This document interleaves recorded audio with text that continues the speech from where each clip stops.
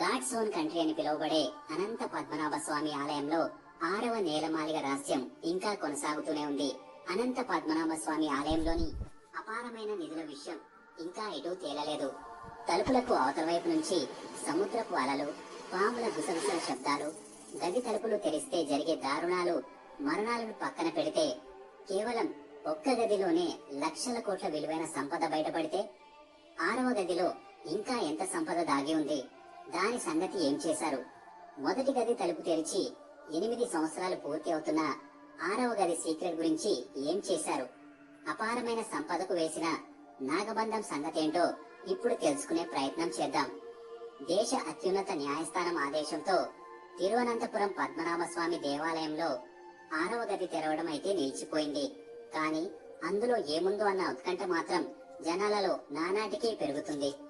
నాగబంధం వేయబడిందని చెప్తున్నా నేలమాళిగలోని 6వ గదిని తెరవాలని చేసే ప్రయత్నాలు అన్నీ వికటించాయి. అసలు ఆ ప్రయత్నం చేయడం వల్లనే రాష్ట్రంలో అరాచకం కొనసాగుతుందని, ఎన్నడూ ఎరగని ప్రకృతి బీభత్సాలు, అయ్యప్ప దేవాలయంలో అలజడులు, స్థిరమైన ప్రభుత్వాలు లేకపోవడం లాంటివి జరిగిపోతున్నాయన్న ప్రచారాలు ఊపందుకున్నాయి. కానీ ఏం జరుగుతుందో ఎవరికీ తెలియదు. కేరళలో ఈ దశాబ్ద కాలంలో జరిగిన అనేక రకాల ఘటనలకు కారణం 8 ఏళ్ల క్రితం నేలమాళిగ తెరవడమే అని జనం బలంగా నమ్ముతున్నారు. అధికారుల అనుమానాస్పద మరణాలు, ఉద్యోగులు రోడ్డు ప్రమాదంలో గాయపడడం లాంటి సంఘటనలతో రాష్ట్రంలో అలజడులు మొదలయ్యాయి అని కథలుగా చెప్పుకుంటున్నారు. సుప్రీంకోర్టు సైతం భక్తుల మనోభావాల వైపు మొగ్గు చూపింది. అప్పట్లో ప్రత్యేకంగా ఏర్పాటు చేయబడిన కమిటీ నివేదిక వచ్చేదాకా చీమ చిటుకుమన్నా అలర్ట్ అయ్యేలా సాంకేతిక పరికరాల పర్యవేక్షణలో లక్షల కోట్ల విలువైన అపారమైన సంపద మరోసారి చీకటి గదిలో బందీ అయింది. లక్ష్మీదేవి సమక్షంలో 5 తలల శేషతల్పంపై శయనించే విష్ణుమూర్తి హాయిగా పవలిస్తూ కనిపిస్తారు. 2011లో మొదటి గది తెరిచిన తర్వాత విష్ణువు మూల విరాట్ గా ఉన్న తిరువనంతపురం పద్మనాభ స్వామి ఆలయం గురించి బాగా ప్రచారం జరిగింది. ఆలయంలో వెలకట్టలేని సంపద గురించి ప్రపంచవ్యాప్తంగా తెలిసిపోయింది. ఆ ఒక్క సంఘటనతో ప్రపంచంలోని సంపన్న దేవాలయాల యొక్క రికార్డులను తిరగరాసింది. ఓ ధార్మిక కేంద్రంలోని నేలమాళిగలో $22 బిలియన్ సంపదతో ప్రపంచంలోనే అత్యంత సంపన్నుడైన దేవుడుగా అనంత పద్మనాభ స్వామి నెంబర్ 1 స్థానంలో నిలిచాడు. ఇన్నాళ్లు శ్రీ వెంకటేశ్వరుడు అందరిలో సంపద కలిగిన దేవుడిగా పరిగణించిన వారంతా లక్షల కోట్ల సంపద కలిగిన లక్ష్మీనారాయణుడే సంపన్నుడని ఒప్పేసుకున్నారు. ఒక గదిని తెరవడంతోనే ఇన్ని సంచలనాలు నమోదైతే ఇంకా తెరవని 6వ గదిలో ఇంకా ఎంత సంపద దాగి ఉందో అన్న విషయం జనంలో హాట్ టాపిక్ గా మారింది. ఇంతకీ ఇంత సంపద పద్మనాభుని వద్దకు ఎలా వచ్చింది? అందుకు ఎన్నో కథలు ప్రచారంలో ఉన్నాయి. అవేంటో చూసే ప్రయత్నం చేద్దాం. చరిత్రలో దొరికే ఆధారాలను బట్టి 14 నుండి 15 శతాబ్దాల కాలంలో ఐరోపా దేశాల నుండి మన దేశానికి ఓడలలో రాకపోకలు ఉండేవి. చాలా దేశాల వారు మన దేశంలో సుగంధ ద్రవ్యాల వ్యాపారం చేసేవారు. ఇప్పటి కేరళలోకి మలబార్ తీరానికి వారి ద్వారా అనంతమైన సంపద వచ్చి చేరిందని ఓ వాదన ఉంది. ఈ ప్రాంతాన్ని పాలించిన విజయనగర రాజులు, చెరరాజులు, పుర ప్రముఖులు, సాధారణ ప్రజలు కలియుగం ప్రారంభమైన తొలి రోజునే ఇక్కడ స్వయంభూగా వెలిసిన పద్మనాభ స్వామికి ఇబ్బడి ముబ్బడిగా కానుకలు సమర్పించుకునేవారని, అలా సమర్పించుకున్న కానుకలు గుట్టలు గుట్టలుగా పేరుకుపోవడం మొదలైందట. తర్వాతి కాలంలో పద్మనాభుని నిధుల నిక్షేపాలపై డచ్, బ్రిటిష్ వారు, పొరుగు రాజులైన టిప్పు సుల్తాన్ లాంటి వారి కన్నుపడడంతో అప్పటి కేరళని పరిపాలించే మార్తాండవర్మ అనే రాజు అనేక చర్యలు తీసుకున్నారట. అత్యంత ప్రాచీనమైన ఈ గుడిని ఆయన హయాంలోనే అంటే 18వ శతాబ్దంలోనే పునర్నిర్మాణం జరిపారు. అందుకోసం భారీ కట్టడాలు జరిపేందుకు వందల ఏనుగులు, వేలాది సైనికులను వినియోగించారు. దేశవ్యాప్తంగా రాతి దిమ్మలను తరలించి శాస్త్ర ప్రకారం దేవాలయాన్ని నిర్మాణం చేశారు. సంపదని జాగ్రత్త పరిచేందుకు స్వామివారి ప్రధాన విగ్రహం కింద రహస్య అరలు ఉండేలా నేలమాళిగను ఏర్పాటు చేశారు. గుట్టలుగా పోగైన సంపదను ఎవరూ దోచుకుపోకుండా ఉండేందుకు నేలమాళిగలోని గదులకు సిద్ధపురుషులతో, నాగపాశంతో బంధనాలు వేయించారు మార్తాండవర్మ. సుమారు 2 శతాబ్దాల క్రితం మూసిన తలుపులు మళ్లీ తెరుచుకోలేదు.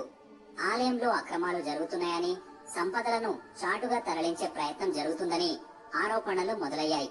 ఈ నేపథ్యంలో అసలు దేవుని ఆస్తులు ఎన్ని ఉన్నాయి అని లెక్క పెట్టాలని సుందరరాజం అనే ఒక సామాజిక కార్యకర్త సుప్రీంకోర్టులో పిటిషన్ వేశారు.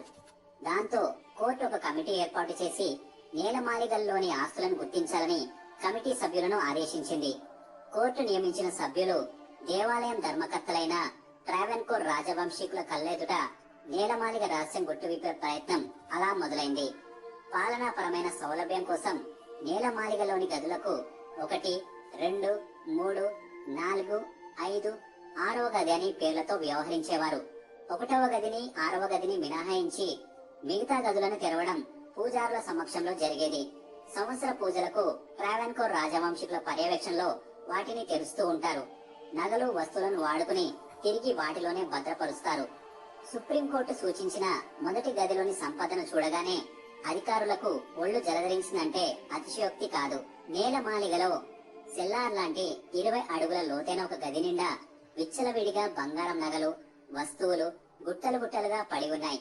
ఒక బస్తా నిండా వెలకట్టలేని మేలి రకాలైన వజ్రాలు, మరో మూల 10.5 కిలోల బరువు 18 అడుగుల పొడవైన బంగారపు హారం, ఇంకోవైపు ఒక్కోటి 500 కిలోల బరువున్న బంగారు రేకుల దొంతర, 500 కిలోల బరువుండే బంగారు ఏనుగు విగ్రహాలు, మరో మూలన 35 కిలోల బంగారు పరద, బంగారు వెండి పాత్రలకు అయితే లెక్కే లేదు.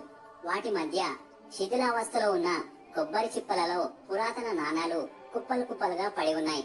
వజ్రఖచిత కిరీటాలు, బంగారంతో చేయబడిన వింత వింత వస్తువులు కనిపించాయి. వీటిని లెక్క కట్టడం దాదాపు అసాధ్యంగానే చెప్పుకోవచ్చు. ఎందుకంటే ప్రాచీనమైన ఓ చిన్న వజ్రం వేలం వేయడానికి లండన్, ప్యారిస్ లాంటి నగరాలలో ఎంత హడావిడి జరుగుతుందో మనం టీవీలో చూస్తూ ఉంటాం. వేలంలో పాల్గొనుటకు ప్రపంచంలోని ధనవంతులు వందల సంఖ్యలో హాజరవుతారు. వేలంలో 100 కోట్ల దాకా పాడి ఆ వజ్రాన్ని సొంతం చేసుకుంటారు. అంతకన్నా విలువైన వజ్రాలు బస్తాల్లో నింపి ఉన్నాయి. మొదటి గదిలో బయటపడ్డ సంపదను లెక్కించాలంటే ప్రపంచ స్థాయి నిపుణులు అవసరమవుతారు. ఇంతటి సంపద ఇక్కడికి ఎలా వచ్చి చేరింది అన్నది అందరి ముందు $1 ట్రిలియన్ ప్రశ్నగా నిలిచింది. అయితే ఈ సంపద గురించి కొన్ని కథలు ప్రచారంలో ఉన్నాయి. వినడానికి కాస్త ప్రాచీనమైనది, పురాణంలా అనిపించవచ్చు. కానీ దేవాలయం దగ్గర దొరికిన శిలా శాసనాలు, స్థానిక స్థల పురాణాల ద్వారా తెలిసిన విషయాలు అబ్బురపరిచేలా ఉన్నాయి. ఆ సుదీర్ఘ చరిత్రలో కాల ప్రమాణాలు కాస్త పక్కన పెడితే ప్రస్తుతం పద్మనాభుడు కొలువైన చోటుకు కొన్ని 100 కిలోమీటర్ల దూరంలో దివాకరుడు అనే సన్యాసి విష్ణు భగవానుని చూసేందుకు ఘోర తపస్సు చేశాడట. దాంతో విష్ణు కరుణించి బాలుడి రూపంలో దివాకరుడితో కొంతకాలం గడిపి అంతర్ధానమయ్యాడని, ఆపై దివాకరుడు స్థానిక రాజుల సహాయంతో అనంతగిరుల మధ్య ఓ దేవాలయం నిర్మించి విష్ణు సాన్నిధ్యం పొందారట. కాలక్రమేణా దేవాలయం మహత్తు కలిగినదిగా పేరు రావడంతో భక్తుల రద్దీ అపారంగా పెరిగింది. మరో 3 తరాల తర్వాత వచ్చిన ఓ క్రూరుడైన రాజు ఈ ప్రాంతాన్ని పాలించేవాడు. దేశాలను దోచుకోవడం, విలువైన బంగారం, వజ్రాలను మాత్రమే సేకరించి దాచుకునేవాడట. ఆ క్రమంలో తిరగబడిన జనం రాజుని చంపడానికి రాగా రాజు భయంతో పద్మనాభుడి ఆలయంలో ఆశయం తీసుకున్నాడని, తన తప్పుని క్షమించి కాపాడితే తన సంపదనంతా దేవాలయానికి ఇచ్చేస్తానని మొక్కుకున్నాడట. విచిత్రముగా అతనిని వెంటాడి వచ్చిన జనం దేవుడి మీద గౌరవముతో రాజుని వదిలేశారని, దాంతో ఆ క్రూరుడైన రాజు అన్నమాట ప్రకారం తాను దోచుకున్న కొన్ని లక్షల కోట్ల విలువైన సొత్తును దేవుడికి సమర్పించుకుని సాధారణ జీవితం గడిపేశాడట. ఇప్పుడు బయటపడిన నిధులు నిక్షేపాలు ఆ రాజు దేవుడికి అర్పించినవేనని పురాణాలు చెబుతున్నాయి. ఆ తర్వాత వచ్చిన మార్తాండవర్మ భక్తుల రద్దీకి తగ్గట్టుగా దేవాలయాన్ని విస్తరించారు. దేవాలయం నా భూతో నా భవిష్యత్ అన్న చందంగా ఆలయ నిర్మాణం సాగింది. ఆపై ఆలయ అభివృద్ధితో పాటు ట్రావెన్కోర్ సామ్రాజ్యం కూడా అపారంగా విస్తరించింది. వాటిని ఇంగ్లీష్ దొరలు టిప్పు సుల్తాన్ నుంచి రక్షించేందుకు మార్తాండవర్మ నిర్మించిన నేలమాళిగలను 1వ గది, 6వది అయిన గదులను నాగబంధంతో మూసివేశారట. ఆ గదులను తెరిస్తే పెనుముప్పు తప్పదన్న ప్రచారం అప్పటి నుంచే మొదలైంది. అందుకే ఆలయ నిర్వహణకు 4 గదులు తప్ప మిగిలిన 2 గదులను తెరిచే సాహసం ఎవరూ చేయలేకపోయారు. 6వ గదికి వేసిన నాగపాశం లేదా నాగబంధం గురించి మరో ఆసక్తికరమైన కథనం ప్రచారంలో ఉంది. 100 సంవత్సరాలకు పూర్వం గదులను తెరిచేందుకు ఓ ప్రయత్నం జరిగిందట. గదులను తెరిచేందుకు ప్రయత్నించిన సిబ్బందికి అటువైపు నుంచి సముద్రపు అలల శబ్దం, పాములు గుసగొడుతున్న శబ్దాలు వినిపించడంతో వెంటనే ఆ ప్రయత్నాన్ని విరమించుకున్నారని స్థానికులు చెబుతారు. అయితే అప్పుడు సిద్ధపురుషులు వేసిన నాగబంధం కేవలం 6వ గదికే కాదు, మొత్తం నేలమాళిగకు వర్తిస్తుందని అంటున్నారు కేరళ తాంత్రికులు. వేలాది సంవత్సరాలు బంధం ప్రభావం ఉంటుందంటున్నారు. 2011లో మొదటి గదిలో బంగారం వెలుగు చూస్తున్న సమయంలోనే కమిటీ సభ్యుల్లో ఒకరికి మాతృవియోగం, మరొక సభ్యుడు కాలు విరగడం జరిగింది. 6వ గదికి ఏర్పాటు చేసిన మొదటి దశ కర్ర తలుపులను తేలికగానే తెరిచారు. కానీ 2వ దశ ద్వారంపై ఉన్న 2 నాగుపాము బొమ్మలు అధికారులను భయం గొలిపేలా చేశాయి. ఎక్కడ అతుకంటూ లేని ఉక్కు తలుపులపై ఆ 2 నాగ సర్పాల చిహ్నాలు నాగపాశానికి గుర్తుగా కేరళ తాంత్రికులు చెబుతున్నారు. సరిగ్గా ఆ సమయంలోనే కోర్టులో పిటిషన్ వేసిన సుందరరాజన్ హఠాన్ మరణం భక్తుల అనుమానాలకు మరింత ఆజ్యం పోసింది. దీంతో సుప్రీంకోర్టు కూడా వెనుకంజ వేసింది. మరోసారి ఈ విషయంపై సమీక్షించి 5 సభ్యులతో మరో కమిటీ వేసింది. 6వ గదిని తెరవడాన్ని ఆపివేసి తెరిచిన మొదటి గది ఆస్తుల గుర్తింపు, వాటిని భద్రపరిచే చర్యలను గుర్తించాల్సిందిగా కోరింది. కమిటీ సూచన మేరకు 6వ గదిని తెరవడంపై తుది నిర్ణయం తీసుకోవడం జరుగుతుందని వెల్లడించింది కోర్టు. నాగబంధం గురించి స్థానికులు, మలయాళీ తాంత్రికులు చెబుతున్న విషయాలు ఆసక్తికరంగా ఉంటాయి, కాస్త భయం కూడా వేస్తాయి. వేదాలు, ఇతిహాసాల కాలం నుంచి నేటి దాకా మానవ జీవితాలతో పాములకు విడదీయని బంధం ఉంది. కొన్ని సందర్భాల్లో నాగదేవతలుగా పూజలు అందుకునే నాగుపాము ఓ సందర్భంగా ప్రాణాలు తీసే విషనాగులా మారుతుంది. అందుకే అనంత పద్మనాభ స్వామి దేవాలయంలో 6వ నేలమాళిగను తెరవకుండా నాగబంధం వేశారు. దైవానికి సంబంధించిన సొమ్ముని దొంగతనం చేయడమనే ఆలోచనే రాకుండా తాంత్రిక బంధంతో వేసిన కట్టుబాటునే నాగబంధం అంటారు. విధానాలు 3 అయితే అందులో మొదటిది మంత్రం, తర్వాత యంత్రం, ఆపై తంత్రం. మంత్రాలతో చేసే పూజలని మాంత్రిక పూజలని, బీజాక్షరాలనే రాగిరేకుపై రాసి వాటిని యంత్రంగా మార్చి చేసేదే యాంత్రికం అంటారు.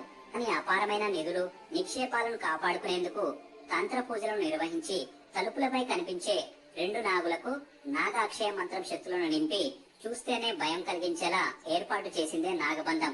సంపూర్ణమైన 64 ఉపచారాలు తంత్ర విధానంలో చేశాక తలుపులకి ఉన్న నాగులను శక్తి నిక్షిప్తం చేసి నాగబంధం వేశారు. ఆ శక్తి ఆ రోజుల్లో ఉంది కాబట్టి సిద్ధ పురుషులు తమకు తెలిసిన మంత్ర విధానంలో తాంత్రికం ఉపయోగించగలిగారు. కానీ అలాంటి తాంత్రికమైన శక్తులు కలిగిన వారు ఇప్పుడు నాగబంధం తొలగిపోవాలంటే గరుడ మంత్రం చదవాలని కేరళ తాంత్రికులు చెప్తున్నారు. అయితే గరుడ మంత్రం తెలిసిన వారు పరమ నిష్టగరిష్ఠులై ఉండాలి.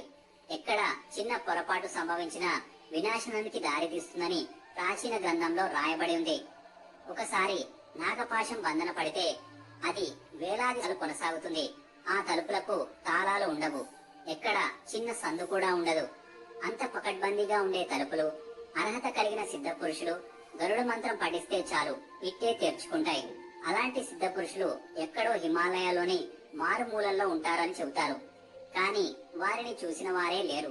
జ్ఞాన్ గంజ్, సింబాలా, సిద్ధేశ్వరం లాంటి ఉన్నాయో లేవో తెలియని ప్రదేశాలలో సిద్ధ పురుషులు రహస్యంగా జీవనం కొనసాగిస్తూ ఉంటారని అంటారు. కానీ హిమాలయాల్లో వారు ఎక్కడ ఉంటారు అని ఎవరికీ తెలియదు. వారిని కలుసుకునే పనిలోనే అఘోరాలు నిరంతరం హిమాలయాల్లో సంచరిస్తూ ఉంటారని చెబుతారు. అదలా ఉంటే 2013లో మరోసారి భారత ప్రభుత్వం ఆదేశం మేరకు 6వ గది తలుపు తెరిచేందుకు మరో ప్రయత్నం జరిగింది. స్థానిక మలయాళ తాంత్రికులను పిలిపించి గరుడ మంత్రం చదివించే ప్రయత్నం చేశారు. తలుపులు అయితే తెరుచుకోలేదు. కానీ సరిగ్గా ఆ సమయంలోనే ఆలయానికి చెందిన సిబ్బందిలో 2 అకారణంగా చనిపోయారు. దీనితో 6వ గదిని తెరిపించే ప్రయత్నాలు మరోసారి నిలిచిపోయాయి. 6వ గదిలో ఏముందో కానీ దాన్ని కాపాడడం ప్రభుత్వానికి కష్టసాధ్యంగా మారింది. జూన్ నెల 2018లో మరో ప్రయత్నం చేయాలనుకునే సమయానికి కేరళ రాష్ట్రము చరిత్రలో ఎరగని ప్రకృతి బీభత్సాన్ని ఎదుర్కొంది. భారీ తుఫాన్లు, వర్షాల కారణంగా తలెత్తిన వరదలలో 500 మందికి పైగా జనం చనిపోయారు. దేవాలయం ప్రధాన పూజారి పుష్పాంజలి స్వామియర్ 6వ గదిని తెరవడాన్ని విరమించుకోవాలని ప్రభుత్వానికి లేఖ రాయడంతో అన్ని ప్రయత్నాలు ఆగిపోయాయి. రోజురోజుకి దేవాలయ భద్రత ప్రభుత్వానికి భారంగా మారుతుంది. ఇప్పటికీ 8 ఏళ్లుగా తిరువనంతపురంలోని పద్మనాభ స్వామి దేవాలయానికి జెట్ సెక్యూరిటీ కొనసాగుతూ ఉంది. దేశంలో మరెక్కడా ఒక గుడికి జెట్ సెక్యూరిటీ లేకపోవడం ఈ దేవాలయానికి ఉన్న మరో విశేషం. ఇంతకీ నేలమాళిగల్లోని 6వ గదిలో ఏముందన్నది అనంత పద్మనాభునికే తెలియాలి. ఫ్రెండ్స్, ఈ వీడియో కనుక మీకు నచ్చినట్లయితే లైక్ చేసి మీ ఫ్రెండ్స్ కి షేర్ చేయండి. అలాగే మొదటిసారి విజిట్ చేసినట్లయితే సబ్స్క్రైబ్ చేసుకుని పక్కనే ఉన్న బెల్ ఐకాన్ని యాక్టివేట్ చేసుకోండి.